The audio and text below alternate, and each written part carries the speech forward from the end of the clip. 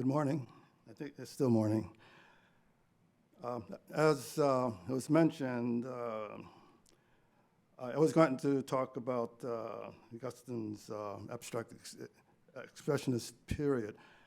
It was recommended to me that since I'm a member of a special club of people who lived at a time where they only knew Guston as an abstract expressionist, I thought that it might be interesting to talk about how his work affected me, the abstract work, how it affected me and what influence that work had on my own practice. So I came to know Philip Guston only as an abstract painter before his transition into figuration.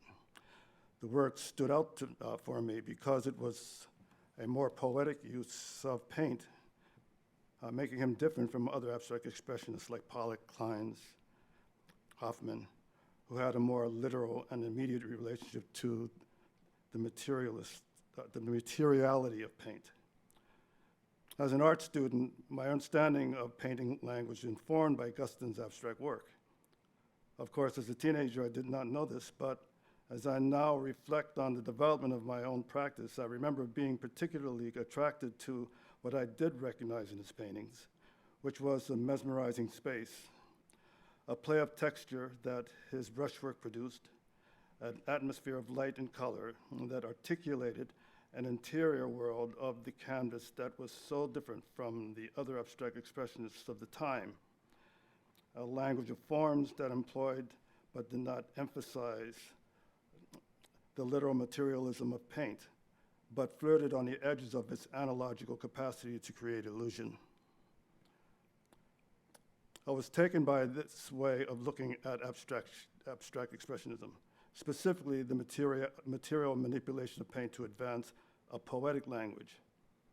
I later discovered this in Norman Lewis's abstractions of the same period, but because the art world was racist in those years, a natural reflection of the racism that was a part of American life in general, I was never introduced to Lewis's work as a student, but I was introduced to Guston.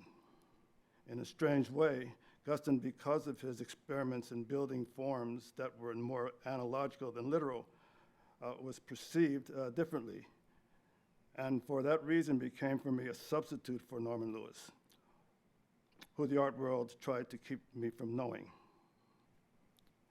Although their works do not look alike, they were very similar in their approach to abstract forms. In many ways, I feel fortunate to have discovered Guston. My idea of abstraction as a semantic language could have been nurtured by Lewis, but in his absence, Guston provided that for me. Guston's work stood out for me because at the time, as an art student, I was struggling to, as my teachers would say, find a direction. This meant for me a process of moving from surrealism into abstract painting.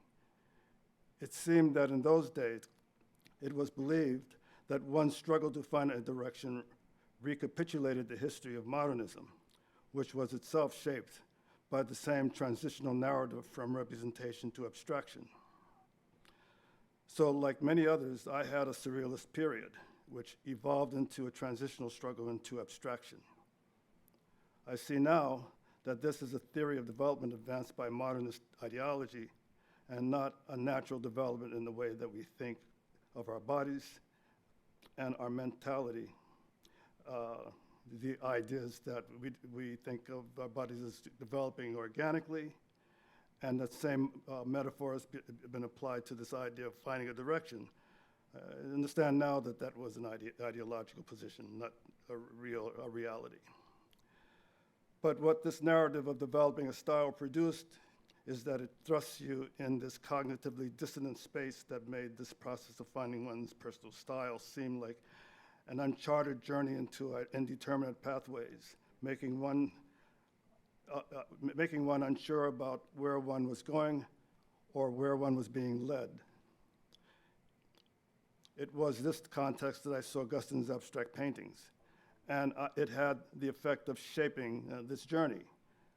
I did not know then that those works were part of his own experiments moving from figuration to abstraction and ultimately back to figuration. His surrealist works of the 40s, which were abstract, but shaped by the semantic language of surrealism, evolved into a more poetic, analogical gestural abstraction of the 50s and early 60s, a resolve that Frank O'Hara described as his unique extensions of Impressionism rather than Cubism, an emphasis on the poetics of color and light rather than on structure. This seemed meaningful to me and informed my understanding of the inseparable connection between form and content. It is this connection that ultimately led me to my use of systems in my present work. Thanks for your attention.